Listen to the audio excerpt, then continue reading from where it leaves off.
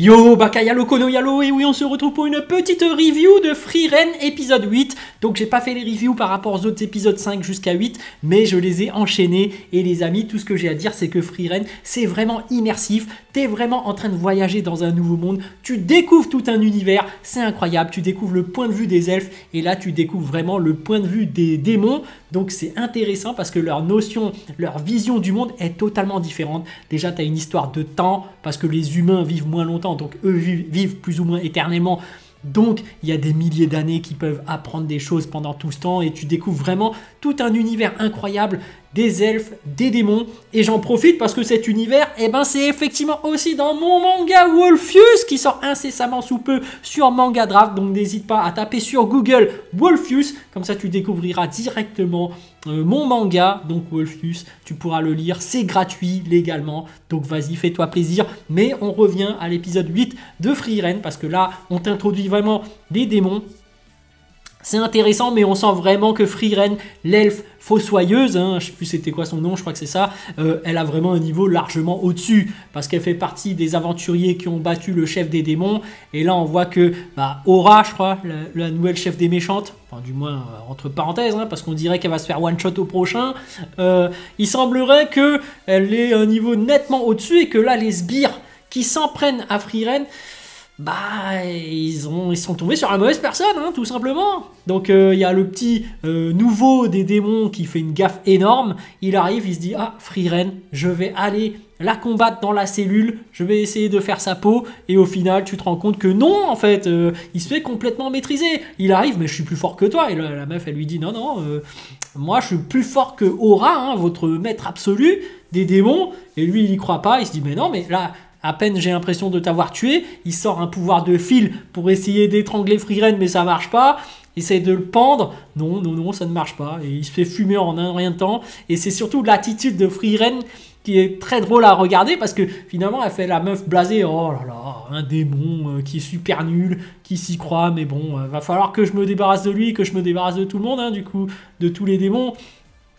Mais au final, tu sens que voilà, elle est tellement à un niveau au-dessus qu'elle se dit que de toute façon, ces démons-là, bon, je me casse de la ville, pas besoin de faire le taf, d'aller chercher ces démons, de toute façon, ils sont trop nuls, je vais aller chercher le chef des démons, ça va plus vite. Donc, je vais laisser ces démons aux yeux humains, mes disciples, finalement, et je me dis que bon, voilà. Donc, déjà, en termes d'enjeu, par rapport aux disciples et même par rapport à Frieren, tu sens qu'il n'y a pas tant d'enjeux que ça, qu'elle maîtrise vraiment le dos, qu'elle est beaucoup plus puissante, et que même ses disciples, comme elle a estimé qu'ils étaient plus puissants, du coup je pense que les disciples en réalité sont beaucoup plus puissants que les démons qui sont actuellement dans la ville. Mais tu vois vraiment que les elfes dominent les démons.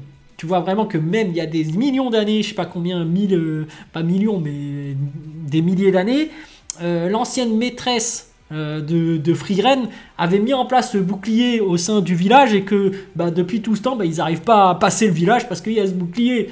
Donc tu te dis, le pouvoir magique des elfes est vraiment au-dessus de ceux des démons, et tu vois vraiment que là les démons, ils essayent de mettre en place des plans pour essayer de berner les humains, pour essayer de faire tomber ce bouclier magique qui les immunise à toutes les assauts des démons. Donc du coup tu vois que les démons ont un côté sournois et un côté maléfique qui est dans leur nature. Et c'était ce qu'on avait vu déjà dans l'épisode précédent. C'est-à-dire que même si tu en élèves un depuis petit en tant qu'humain, en fait ça reste un démon. Et quoi qu'il arrive, ce démon finit par tuer les humains.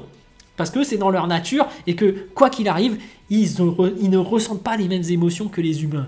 En fait, eux, leur délire, c'est de tuer des gens. C'est pour ça qu'ils sont là. Donc, il n'y a pas à chercher. Ils sont méchants et point barre. Et c'est pour ça que Frieren avait compris ça depuis le début. Ils se disent, si ils ont appris le langage des humains, c'est pour pouvoir mieux les berner.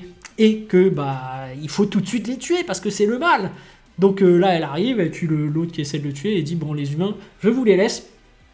Et c'est intéressant de voir dans cet univers comment s'est développé tout ça. Mais surtout, en termes d'animation, comment on te plonge dans cet univers avec cette musique, cette animation. Il y a le côté très immersif dedans. Je ne sais pas comment ils font, mais c'est incroyable. Moi, je kiffe en réalité. Parce que même s'il n'y a pas d'enjeu, même si à la fin, je ne ressors pas avec des émotions incroyables que dans d'autres animés te procurent. Par exemple, quand tu regardes Jujutsu Kaisen, Dragon Ball, Naruto, t'es là, t'es surexcité. Là, tu regardes ton épisode et t'es plongé dedans, mais t'es pas en train de ressentir autant d'émotions que ça. T'es vraiment en train d'apprendre à connaître les univers, à connaître les races, à connaître les personnages, à connaître les développements de personnages, à connaître l'univers, le lore. C'est beau en plus. Je trouve que c'est très beau en plus. Le monde qui est décrit, avec les paysages super magnifiques, t'es en train de contempler en fait. C'est très beau. Et même là, il y a quand même un peu plus d'action parce que là, on te fait intervenir des démons. Donc forcément, il y a des sorts qui sont lancés. On voit que les démons apprennent des sorts. Ils prennent beaucoup de temps à apprendre ces sorts-là. Même les elfes, hein, mais les elfes, ils sont plus en train de... Voilà. Bon, en réalité, on apprend aussi qu'ils sont en voie d'extinction. Hein. Les elfes, ils ont du mal à se reproduire. Mais on voit que les démons, c'est pas le même délire. Ils ont plus ou moins des capacités de reproduction, on sait pas comment, mais voilà, ils commencent à réapparaître. Et on voit que eux-mêmes possèdent des sorts puissants. Genre là, le sous-chef de Aura, il est très charismatique et il peut manipuler le sang. Et tu vois vraiment qu'en réalité, lui, il peut détruire plus ou moins la moitié de la ville ou je sais pas quoi. Mais bref, on sent que les humains auront du mal à tuer. Et qu'au final, les disciples de Frieren restent humains. Et tu vois, celui avec la hache, il est en train de se faire dessus. C'est un peu heureux. On voit qu'il a des faiblesses des humains, c'est-à-dire qu'on a peur, la peur de mourir.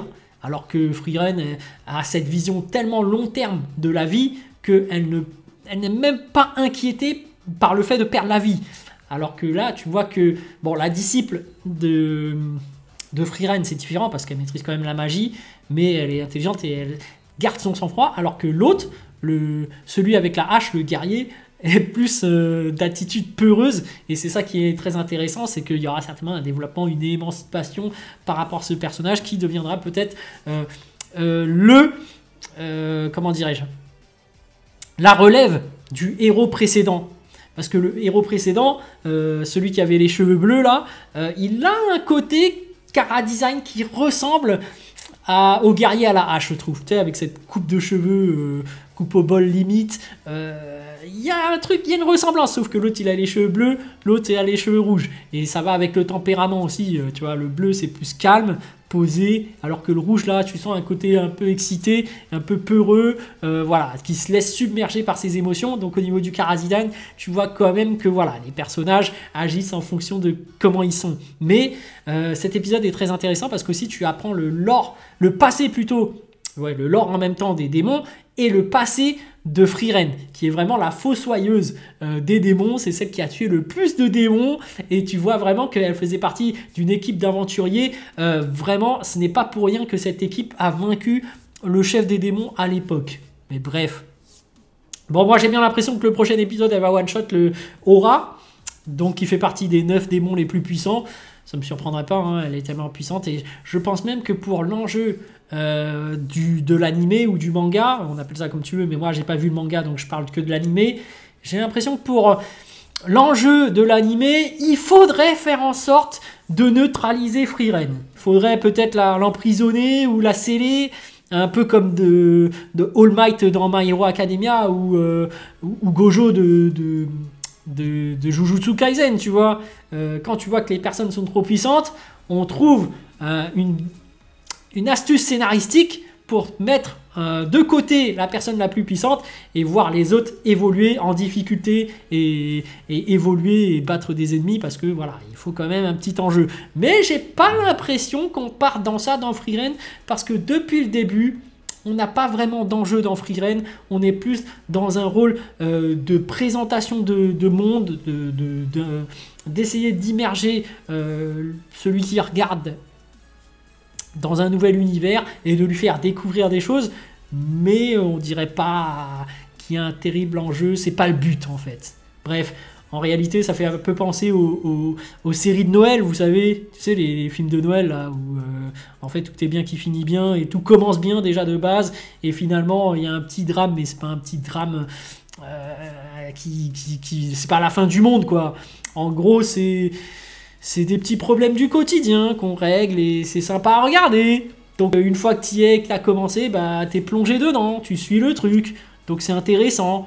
Donc, sauf que voilà, ils ont su reproduire ce côté immersif ce côté qui te pousse à aller plus loin, et ça je kiffe, voilà, par rapport à Frieren. Donc là j'en suis à l'épisode 8, je suis à jour, donc je vais continuer à faire épisode par épisode, ou pas, parce qu'en réalité je me rends compte que peut-être que c'est mieux de faire 4 épisodes par 4 épisodes, voilà. Donc là j'ai enchaîné les 4, je vous dis ça pour la suite, mais a priori je vais peut-être partir sur un rythme soit 1 par épisode, ou soit 4 d'un coup, à chaque fois des séries de 4, mais on verra ça prochainement, voilà. Allez, sur ce, je vous dis donc à plus dans le bus, ou plutôt à plus tard dans le car, ou plutôt à bientôt dans le bateau.